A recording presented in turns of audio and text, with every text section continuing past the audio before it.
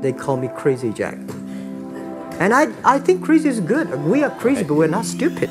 You keep pushing because you believe in yourself and in your vision. Stay hungry, stay foolish. The Creativity Podcast. Être triste. Bienvenue dans le Creativity Podcast, le podcast pour les entrepreneurs et les intrapreneurs qui veulent faire la différence. Et aujourd'hui, on a avec nous Christophe Bichet. Comment vas-tu, Christophe ? Salut, Butsy, je vais très bien malgré une petite fatigue latente, je suis en pleine forme. Alors, Christophe, tu vas nous parler de toi dans un instant. Je te fais quand même une petite introduction. Tu étais grimpeur professionnel, enseignant, formateur au niveau international pendant 15 ans. Et tu as découvert l'escalade très tôt. Au fur et à mesure du temps, tu as bravé des exploits, tu as gravi des montagnes. Tu as un parcours atypique et super intéressant. Donc, on va parler de ça, j'espère bien. Et je sais que l'escalade, c'est plus que juste des voies difficiles que tu as grimpées dans ta vie, des spots compliqués. Ça a pris une place très importante. Ça t'a énormément apporté. Et voilà, j'aimerais qu'on discute de tout ça. Mais d'abord, tu vas nous dire comment tu as découvert l'escalade. Je sais que c'était assez tôt, il me semble. Mais surtout, à quel moment tu as décidé d'y aller un peu plus sérieusement et pourquoi ? Alors, c'est une bonne question. En fait, l'escalade, l'histoire a commencé de manière très banale, très simple, parce que mes parents font de la montagne, font de la randonnée, font du canoë-kayak depuis tout le temps. Donc, on a été vraiment baignés dans ce terreau des sports outdoor depuis qu'on est tout petit dans la famille. Et ce que tu n'as pas précisé, c'est qu'il y a une partie de mon histoire qui est un peu singulière parce que je suis aussi atteint d'une maladie, d'une drôle de maladie qui a été diagnostiquée chez moi lorsque j'avais 5 ans. Et en fait, je me suis rendu compte que cette maladie m'a apporté beaucoup de difficultés. J'ai fait plein de séjours à l'hôpital et tout, avec des pronostics un peu hardcore, incertains, des cancers et tout. Mais je me suis rendu compte que dans la grimpe, au niveau de l'adolescence, même si j'ai commencé très tôt, lorsque j'avais 2-3 ans dans le jardin de mes parents, eh bien, au niveau de l'adolescence, je me suis rendu compte que c'était un domaine dans lequel j'ai pu regagner une forme d'estime de moi et de confiance en moi qui m'avait été un petit peu coupée, sapée par la maladie quelque part. Et donc, effectivement, à l'adolescence, je me suis rendu compte que j'étais pas trop mauvais dans cette discipline-là. Et c'est naturellement vers 13 ans, 14 ans que j'ai commencé à vraiment grimper et à beaucoup grimper. Voilà. Et du coup, est-ce que tu peux nous en dire un petit peu plus sur cette maladie? Parce que c'est une grosse partie de ta vie, c'est le moins qu'on puisse dire. Comment ça s'appelle? Comment ça se déclare? Quels sont les symptômes? Oui, alors rapidement, c'est une maladie génétique rarissime qui s'appelle la maladie de Fanconi. Et chez moi, elle a été diagnostiquée lorsque j'avais 5 ans. Et à ce moment-là, les médecins disent à mes parents, ben voilà, il a un pronostic vital qui est en jeu. Il atteindra probablement pas l'adolescence. Il va mourir avant 15-20 ans. Et sa moelle osseuse ne fonctionne pas, donc il va devoir passer par une greffe de moelle osseuse. Et même si cette greffe fonctionne, il a aussi des chances d'avoir des cancers qui sont multipliés par 400 à 4000 fois par rapport à la population normale. Donc, on pourrait dire que c'était bien la merde, quoi, tu vois. C'était bien la merde. C'est clair. Tout simplement. Waouh, c'est incroyable. Alors déjà, j'ai 12 000 questions par rapport à ça. Bon, pas 12 000 exactement. Mais toi, tu as eu donc des cancers suite à ça? Oui, tout à fait. J'ai d'abord été greffée lorsque j'avais 11 ans.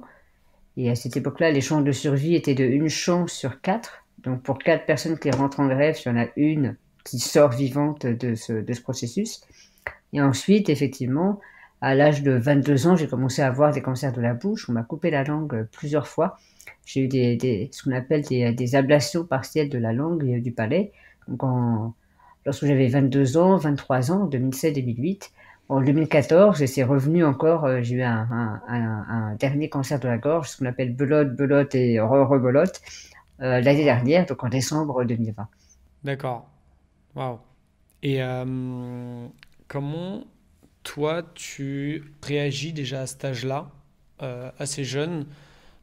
Tu parles d'escalade, tu dis ça te donne ça te permet de gagner confiance en toi, mais est-ce que j'imagine que tu passes par des phases aussi beaucoup plus difficiles. Comment et à quel moment tu changes ton état d'esprit par rapport à ces épreuves de la vie? Alors, ouais, mais l'état d'esprit pour moi, il a été insufflé, je crois, par mes parents déjà et comme, j'ai été diagnostiquée très tôt, dans mes souvenirs, j'ai toujours vécu avec cette, réalité-là, si tu veux. Et ce qui est très différent que des personnes qui vont bien et qui à 20 ans ou à 30 ans ou à 40 ans, pof! Il y a un truc qui leur tombe dessus et il y a tout qui change d'un coup. Moi, j'ai toujours vécu avec cette maladie, donc mon identité, je l'ai construite avec ça. Et pour moi, c'était normal d'aller à l'hôpital, tu vois? C'était normal de me Hmm. faire les prises de sang, d'avoir les transfusions, de faire des opérations, de faire des anesthésies générales, moi ça me posait aucun problème. Donc ma normalité, c'était ça et ce qui a été compliqué, c'était de réapprendre, en fait, à vivre plutôt normalement, dans le sens de un peu comme tout le monde et de faire des choses, simples de la vie de tous les jours, manger, boire, courir, marcher, faire des projets pour le futur. C'est ça qui était compliqué pour moi. Bizarrement, tu vois? Waouh, Bizarrement. ok. Parce que moi, j'allais te demander en fait une question un peu plus classique. Comment tu as surmonté ces obstacles? Mais en fait, comme tu me dis que c'était ta normalité, j'ai envie de plus d'autres te demander comment t'as vécu que cette entre guillemets rééducation de vivre, de faire des choses qui sont simples ou normales pour les autres en fait. Mmh. C'est là qu'arrive, l'escalade parce que, heu, je me suis quand même tout de suite sentie, extrêmement en décalage, comme tu peux l'imaginer, avec les personnes qui avaient le même âge que moi. Parce que depuis tout petit, moi, je suis confrontée à des questions, de qu'est-ce que la vie? Qu'est-ce que la mort? Pourquoi moi je suis vivant et puis d'autres partent? À un âge où normalement, tu t'amuses avec des poupées, quoi. Tu te les poses pas avant d'avoir 40, 50 ans, quoi. Et hem et ce qui fait que je me suis sentie vraiment en décalage et ce qui m'a permis de me réadapter, de me enraciner «dans le monde» entre guillemets dans la société avec des personnes du même âge que moi, ça a été par la grimpe et c'est vraiment l'escalade qui m'a sauvée, quelque part. C'est vraiment grâce à la grimpe, c'est au travers de la grimpe et de la musique aussi un petit peu parce que je suis passée par le conservatoire, je joue du piano et puis du violon depuis très longtemps. D'accord. Donc la musique m'a permis d'exprimer tout un tas de choses et de communiquer avec le monde et ensuite l'escalade m'a permis, de faire tout ça aussi. En fait, qu'est-ce qui, dans l'escalade, t'a donné confiance? C'est ça qui m'intéresse. Tu dis, ça m'a aidé à regagner confiance en moi. C'est-à-dire qu'en fait, tu pouvais te concentrer peut-être sur une chose et voir que tu y arrivais, que tu arrivé d'un point A à un point B. C'est ça un petit peu qui t'a redonné cette confiance et a réappris à faire des activités que les autres font? Bah oui, écoute, c'est tout con, hein, c'est vraiment une tarte à la crème, mais qui a été extrêmement concrète pour moi parce que, tu vois, quand tu grimpes, tu ne peux pas penser à autre chose. Si Hmm. quand tu grimpes, tu penses à ce que tu vas faire juste après ou que tu penses juste à arriver au sommet, et ben, tu tombes. La sanction, elle est directe. Donc tu es obligé d'être dans le moment présent, tu es obligé d'être connecté à ce qui se passe maintenant. Parce que si tu le fais pas, tu tombes. Et je pense que ça m'a beaucoup aidé je te dis à me remettre dans le moment présent, avec moi-même, avec le rocher et du coup, par extension, avec les autres aussi. Ouais, c'est super intéressant. Et en plus, je me souviens que tu m'avais dit que c'était arrivé plusieurs fois de grimper donc sans filet de sécurité. Alors j'ai un vocabulaire d'escalade qui est nullissime. Donc il va falloir que tu me reprennes sur plein de trucs. Donc quand tu grimpes sans corde, sans... Comment ça s'appelle? Explique-nous un petit peu. Ouais, ça s'appelle faire du solo. D'accord. Et donc tu t'as personne pour t'assurer. Si tu tombes, tu tombes. C'est super dangereux. Toi, t'en as fait beaucoup, t'en as fait occasionnellement. Comment tu t'as pratiqué ça? Il y a eu une période pendant laquelle j'en ai fait un petit peu et c'est un sujet qui est très singulier évidemment et qui est une toute petite partie de l'escalade. Mais je me suis rendu compte après coup, maintenant j'en fais plus du tout, mais je me suis rendu compte que probablement, comme avec la maladie, c'était quelque part, c'était un défi qui m'a été imposé par le destin. J'ai pas choisi d'avoir cette maladie et du coup, j'ai été confrontée à la mort sans l'avoir choisie. Et je pense que inconsciemment, j'avais besoin, à certains moments dans ma vie, de me confronter à la mort, mais cette fois en l'ayant choisi. Et je crois que c'est la raison profonde pour laquelle j'ai fait un peu de solo je sais pas, entre 18 et peut-être 25 ans, 26 ans, quoi. D'accord. Et du coup, quand tu fais ça, tu montes assez haut ou c'est quoi les hauteurs? Je me rends pas compte en fait. Ben, ça va des falaises à 15-20 mètres jusqu'à des parois qui font 200-300 mètres. Donc, Waouh. le principe, l'erreur ne fait même pas partie de ton expérience mentale, si tu veux. Hmm. Ça ne peut pas faire partie de ton expérience. Sinon, Tu l'envisages pas du tout, ouais. Impossible. ben non. Et du coup, tu as une Sinon, tu vas ultra pas. concentration par rapport à quand tu escalades habituellement. Oui, ça va encore plus loin, effectivement. Ça te force et tu peux pas avoir de fuite d'attention, si tu veux. Hmm. Encore moins que lorsque tu grimpes, parce que pour le coup, il n'y a pas de corde, il n'y a pas de sécurité. Et donc s'il y a une fuite d'attention, que tu poses mal ton pied, que tu loupes une prise, tu tombes, quoi.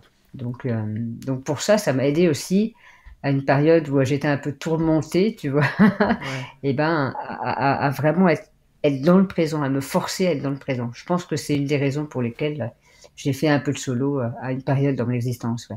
D'accord. Mais après, bon, comme tu disais, voilà, c'est une partie. Ça n'enlève en rien les exploits de faire de l'escalade d'une manière plus safe, ce que Bien tu as sûr, beaucoup fait. Et du coup, tu t'es attaqué ouais, à des gros rochers, si je puis dire ça, si je puis le dire comme ça. Comment ça se passe quand on s'attaque à alors, je sais encore une fois pas utiliser le bon vocabulaire, un pic, Vas-y, un t'inquiète. rocher, comment tu grimpes le caillou. En fait, concrètement, qu'est-ce que tu te dis? Tu te dis, il y a ce spot qui est connu, je vais y aller. Comment ça se passe? Ça, je me suis toujours demandé, en fait. Ah, eh ben écoute, alors, ça se passe de la manière la plus bête du monde, parce que ça commence par une envie. Ouais. Ça commence par une envie. Alors cette envie peut être déclenchée parce qu'il y a longtemps, tu as vu dans un magazine quelqu'un de connu qui a réalisé telle paroi quand tu étais jeune. Ça peut être parce que tu en as toujours entendu parler, parce que tu as vu un documentaire un jour, parce que dans le milieu, des personnes en parlent comme un mythe, cette paroi, cette voie et tout. Mais ça commence par une envie, tout simplement. Et en tout cas, moi j'ai toujours fonctionné comme ça.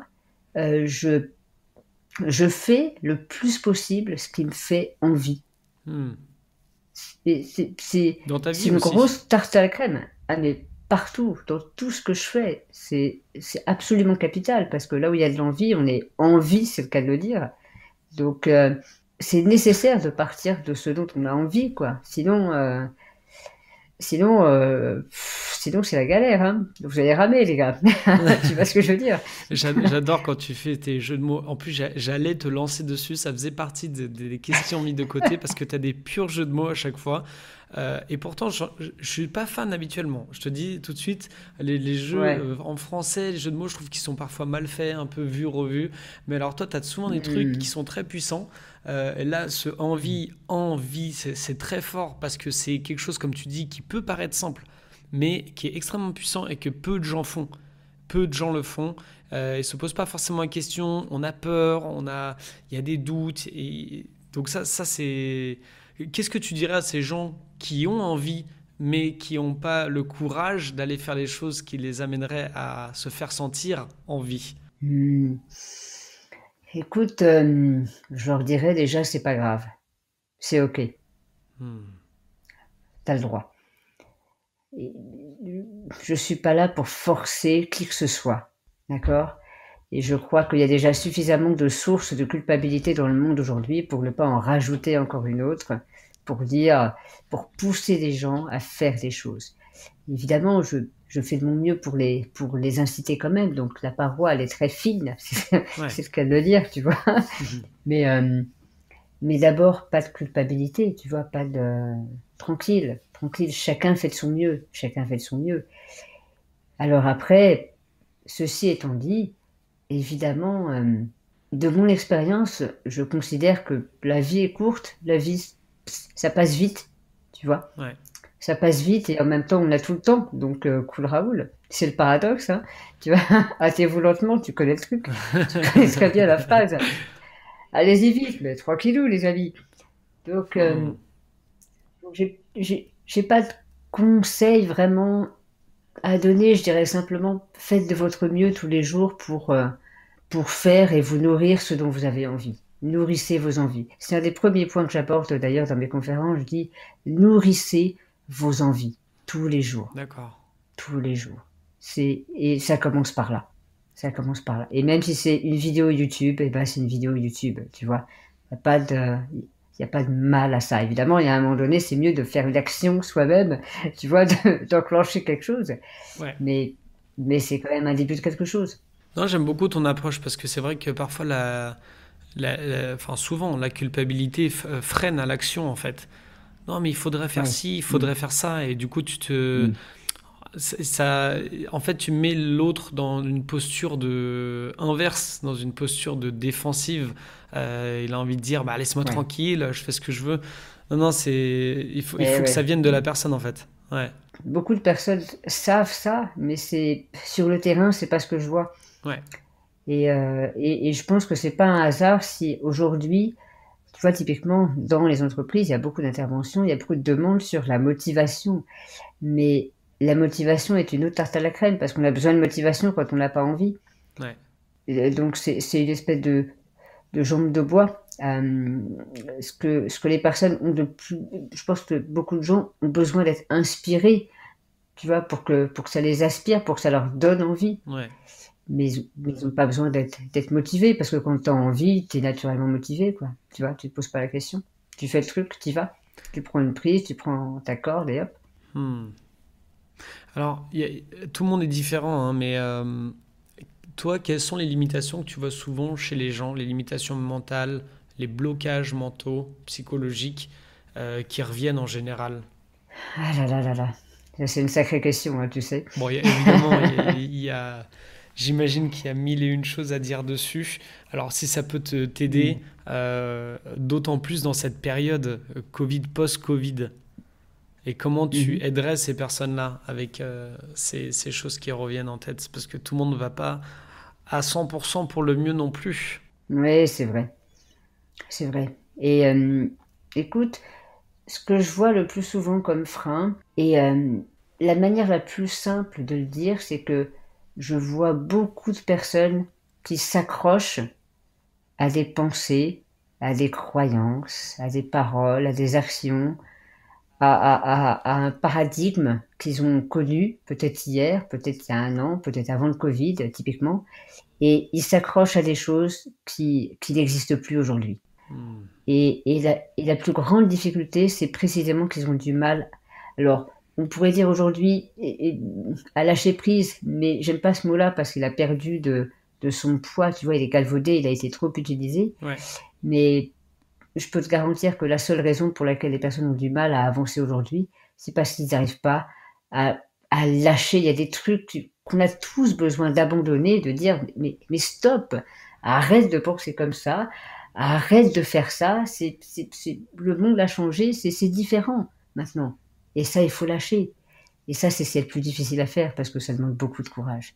Et on aime bien les prises, tu vois, pour réutiliser cette métaphore, on aime bien les prises qu'on a sous les mains parce qu'on les connaît, parce qu'on connaît notre manière de penser, parce qu'on est habitué, parce qu'on connaît notre parcours, parce qu'on se dit je suis timide ou je suis ceci, je suis cela. En fait, c'est précisément ça qui nous bloque. On a besoin de faire un reset psychologique, mental, émotionnel, de tout ce que tu veux, et dire, bah maintenant, qu'est-ce que je ferais si j'étais comme un nouveau-né qui arrivait dans le monde, mais un nouveau-né adulte et qui se dit, allez, tout est possible, qu'est-ce que j'ai envie de faire? le premier jour du reste de ta vie. Exactement. Et il y a un truc, tu sais, que j'entends très souvent dans le milieu des personnes malades, dans le milieu associatif, c'est il faut vivre chaque jour comme si c'était le dernier. Et moi, perso, si c'est mon dernier jour ce soir, je serai pas avec toi, Butsy, tu vois. Je ferai Oh, autre franchement, chose. alors là, je suis vexé. Hein. Parce que- Je sais. What? What? What? Ben oui, la vérité, c'est ça, quoi. Ouais, c'est une belle phrase, mais qui est, si on était vraiment sincère en la disant, c'est vrai que en fait, pour vraiment l'appliquer, c'est pas, elle est pas bonne cette phrase, elle est pas juste. Ouais, c'est ça. Ça manque de justesse. Alors, parfois, ça peut être juste et ça peut amener des comportements qui vont faire que les gens vont se réveiller un petit peu, et c'est très bien. Et en même temps, moi, je préfère me dire, euh, comment pourrait se dérouler ma vie si aujourd'hui c'était mon premier jour plutôt que le dernier. Et si aujourd'hui c'est mon premier jour, ça amène tout un tas d'autres idées qui vont plutôt vers de l'ouverture, vers de l'exploration, Ouais. vers de, vers de je vais de l'avant, quoi, vers de la grimpe, vers un futur meilleur. Et ça, c'est excitant. Hmm. J'ai du mal à la fois réfléchir à ce que tu me dis et à la fois réfléchir aux questions que je dois te poser. Je suis un mauvais animateur qui est devenu un consommateur du podcast en live. Non, non, c'est vrai, c'est super intéressant. Et puis, tu vois, tu prends une posture différente de celle que je pensais que tu allais prendre. Et je pense que c'est là où c'est intéressant qu'on on parle de... Alors, encore une fois, c'est mettre dans des cases. On parle de préparation mentale, on parle de motivation, etc. Et au final, c'est pas forcément ce qu'on attendrait. Euh, Par exemple, je sais que Ouais. beaucoup de personnes euh, iraient dans les excuses, dans le oui, mais moi c'est pas pareil, oui, mais moi j'ai pas le temps, etc. Et tu vois, je sais déjà Ouais. que toi, tu n'auras pas la même réponse à ça que d'autres Mm. conférenciers, d'autres motivateurs qui vont forcer en fait le truc. D'ailleurs, Ouais. qu'est-ce que tu dirais à ces personnes en fait? Je me demande, qu'est-ce que tu dirais à ces personnes euh, qui savent ce qu'elles doivent faire, mais qui sont extrêmement créatives dans la génération d'excuses pour eux-mêmes et qui arrivent à se voiler la face avec une autoconviction démesurée. Ouais. Écoute, je leur dirais, déjà, les gars, vous êtes extraordinaires. D'accord?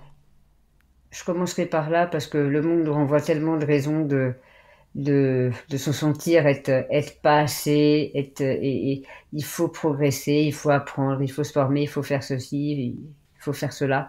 Ça met, ça met beaucoup, il y a beaucoup d'injonctions inconscientes qui sont aujourd'hui, même l'optimisme est une injonction en ce moment, tu vois.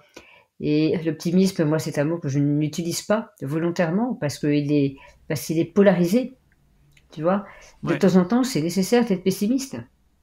Ça fait du bien, quoi. Ça fait du bien de se plaindre de temps en temps. Donc, donc déjà, je leur dirais, les gars, vous êtes extraordinaires. Et faites de votre mieux. Allez-y, faites de votre mieux. Et trouvez la justesse. Trouvez cette justesse, tu vois, par exemple, entre je me plains et j'avance.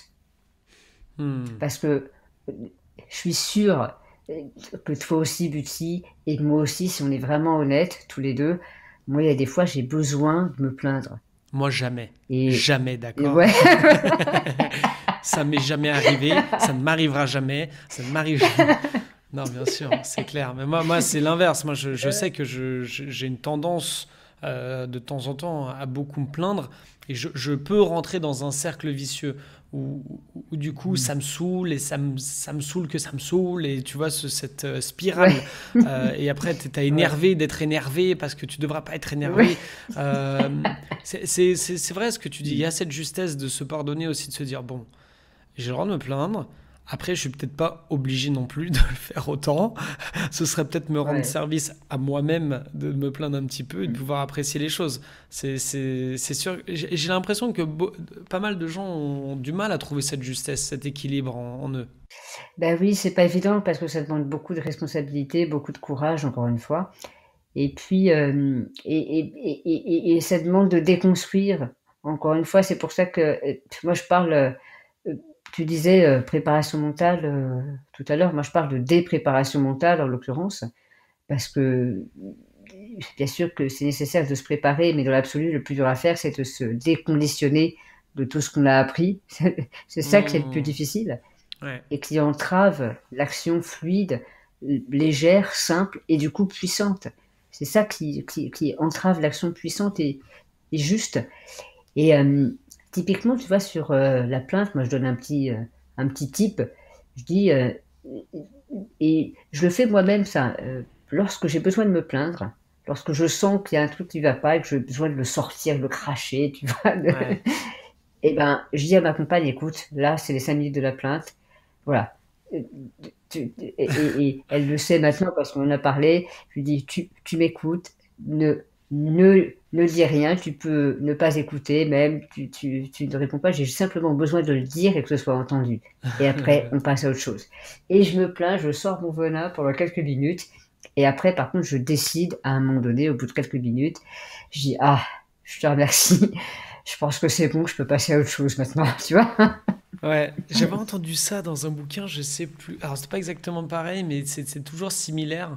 C'est de pas être dans le déni, quoi. C'est de pas être dans le déni, de se dire, allez, non, il faut pas que tout ce qui commence par Exactement. il faut pas que machin, et c'est mauvais que donc je vais pas le faire. Il faut que Ouais. plutôt que je fasse ci. Et ouais, et il donnait Exactement. un temps limite. Ça, c'est top. Alors lui, c'était pour un truc spécifique. Je me semble que c'était pour un match de rugby. Alors il se donnait un temps limite. Il se donnait genre 1 heure ou je sais plus quoi pour être triste. Il se donnait 1 heure se Mm. dire bon, ouais, c'est horrible, c'est chiant, machin. Et ensuite, tu décides. Mais c'est ça qui est important, c'est le mot décider. C'est que les Ouais. personnes n'en sortent pas en fait. Ils se disent, bah si, j'ai le droit de me plaindre, mais ensuite, comme on disait, ils rentrent dans cette spirale, et ensuite, ça devient Ouais. leur identité, quoi. C'est, bah maintenant, je me plains, voilà. C'est dur d'en Voilà. sortir. Ouais, exactement. C'est tout à fait ça. Et c'est vrai que c'est pas facile d'en sortir. Et encore une fois, ça demande. Et comment dire, il n'y a pas de recette. Ouais, C'est, on pourrait faire semblant de dire oui, il faut faire ceci, il faut faire cela, mais ce sera encore une injonction. Il n'y a pas de recette. Je pense que le seul mot que moi je trouve, c'est un mot qui est très joli. J'aime beaucoup et il est assez simple. C'est que ça demande à un moment ou à un autre d'être courageux, en fait, tout simplement. D'être courageux. C'est le courage et je pense une forme d'être capable d'apprécier aussi ce qu'il y a autour de soi.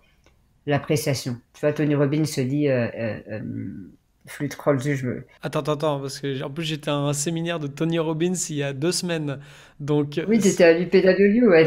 et là, il faudrait que je l'ai. Euh, Ah euh, oui, change your expectations for appreciation. ouais, oui, oui, oui. Changez vos attentes contre de l'appréciation. C'est sûr que si tu as des attentes démesurées, tu as de fortes chances d'être déçu. Ouais. Et juste le fait de temps en temps avoir le courage de se décentrer de soi-même, de simplement regarder par la fenêtre, de voir que bah, les nuages, c'est quand même rigolo, quoi, tu vois. Un truc tout con comme ça permet de se décentrer de soi-même, de s'oublier un petit peu, de se laisser tranquille, de se foutre un petit peu la paix. Il y a des bouquins qui ont été écrits d'ailleurs sur ce sujet, tu vois. Ouais. Bah, cette idée-là permet de se détendre un petit peu et de se calmer pour ensuite repartir avec courage et puis youpla boum. J'aime bien, j'aime bien ça, c'est top. Alors toi, on revient un petit peu à toi, tu es hypnopraticien aussi. Et alors ça, je me suis toujours demandé, comment tu pratiques ça? Est-ce que tu as des passions? Comment tu fais pour opérer ça? Et quels sont les résultats attendus en fait? Oui, alors effectivement, donc en France, je n'ai pas de patient parce que les patients, le mot patient est réservé pour les docteurs, pour les médecins. D'accord? Donc c'est un terme tout à fait particulier. Moi, je travaille avec des clients, tout simplement. Et l'hypnose, ou plus généralement l'état modifié de conscience, qui ne veut rien dire évidemment, mais le fait d'être dans un état un petit peu différent Ouais, de d'habitude, ça permet d'accélérer le changement, tout simplement. d'accord. Ça permet d'aller un peu plus vite que si on avait simplement une discussion. Mais lorsque tu lis un livre et que tu es complètement absorbé par le livre, tu es dans un état un petit peu différent. Ouais, Lorsque tu tombes de sommeil et que tu es entre les deux, que tu somnoles, tu es dans un état différent. Euh, Tu vois, je pense qu'on a tous été en cours à un moment donné où tu regardes par la fenêtre et puis tu as les yeux un petit peu dans le vague. Ben, tu vois, c'est cet état de un petit peu entre les deux. C'est pas vraiment l'état de veille normal et c'est pas vraiment l'état de sommeil non plus. C'est un truc entre les deux. Et cet état, il est très intéressant parce qu'il permet d'avoir accès à justement tout un tas de connexions qui normalement sont inconscientes. Et ça permet de modeler un petit peu certaines croyances, on appelle ça, voilà, ou alors certaines idées qui sont bien enracinées chez nous. Ça Ouais. permet de les travailler avec plus de souplesse, avec plus de facilité. J'aime pas trop cette question parce que, encore une fois, c'est mettre dans des cases, mais toi, est-ce que tu te considères comme un entrepreneur ou pas? Je me posais cette question. Je sais que tu es Mhm. conférencier, que tu pratiques, alors je sais pas, encore une fois, je n'ai toujours pas le bon vocabulaire, que tu as des clients et que tu les accompagnes mentalement. Est-ce que toi, tu as cette identité en toi d'entrepreneur ou pas? Ben, c'est une bonne question. Alors, à un niveau un petit peu terre à terre, je me présente jamais comme un entrepreneur. Ouais. Cependant, si tu remontes un petit peu dans les niveaux logiques, tu sais, de Robert Dills, ça, je, je me considère comme un entrepreneur dans le sens un entrepreneur, quelqu'un qui prend entre. Et parce que quand je grimpe, qu'est-ce que je fais? Je prends entre les prises. Enfin, j'entreprends. Hmm. Et qu'est-ce qu'il y a entre les prises? Il y a de l'énergie. Et, À chaque fois que tu et- coupes un mot en deux, c'est stylé. Moi, j'ai jamais ouais. coupé un mot en deux et c'était stylé. Ça m'est jamais arrivé. Je sais pas comment. Je vais m'entraîner maintenant. Dès que je vais prendre un mot, je vais essayer de le couper en deux pour voir si je peux en tirer une métaphore. Donc, alors, pardon, Hop. je t'ai coupé. Donc, entre les prises, il y a de l'énergie. Alors, explique-nous comment tu perçois ça. Comment tu utilises ça d'ailleurs. Mais ouais, en fait, tout simplement, si tu veux grimper, si tu veux escalader, si tu veux progresser, si tu veux avancer, évoluer, tout ça, c'est des mots synonymes, évidemment, pour dire la même chose. Mais si tu veux grimper plus loin, plus haut, en fait, eh ben, tu as besoin de prendre une prise après l'autre. Mais pour aller chercher la prise d'après, tu as besoin de prendre entre. Et qu'est-ce qu'il y a entre les prises? Il y a de l'énergie, il y a de l'envie. On en revient à l'envie. C'est nécessaire d'avoir envie d'aller chercher la prise d'après, tu Hmm. vois. Et cette énergie motrice que j'appelle, alors tu vois, dans les philosophes, Bergson, il appelle ça l'élan vital, Spinoza, il dit c'est le conatus. Bon, tout ça pour dire cette énergie vitale, cet élan vital qui fait que bah, on a envie d'avancer et que la vie, elle est là et que tu as envie de continuer, quoi, tout simplement. Et c'est ça qui m'intéresse, moi. C'est comment refaire passer cette énergie vitale pour que les personnes grimpent, pour que les personnes avancent, pour que les personnes entreprennent. C'est tout à fait juste, tu vois. C'est ça qui m'intéresse. Et dans ce sens-là, moi, je me considère effectivement comme un entrepreneur parce que tout ce qui m'intéresse, c'est de prendre entre les prises. C'est pas tant le sommet. Bon, j'y arrive pas, c'est pas grave, je m'en fous un peu. Ouais. Mais ce qui m'intéresse, c'est comment je peux faire de mon mieux pour continuer d'avancer, tout simplement, pour aller de l'avant. Alors ce podcast, il est d'ailleurs, merci, c'est top pour cette précision. Et ce podcast est pour les entrepreneurs et les intrapreneurs, hein, Mhm. parce qu'on n'est pas obligé de forcément être à son compte pour pouvoir prendre entre les prises, comme tu dis. Euh, je pose toujours cette question. Tu as déjà donné beaucoup de conseils aujourd'hui, mais je la pose à tout le monde. Qu'est-ce que tu peux donner comme conseil à ces personnes qui nous écoutent, intrapreneurs, entrepreneurs, qui prennent des initiatives et qui pourraient bénéficier de tes conseils, de ton expérience pour pouvoir avancer, grimper et, comme tu dis, évoluer? Mhm.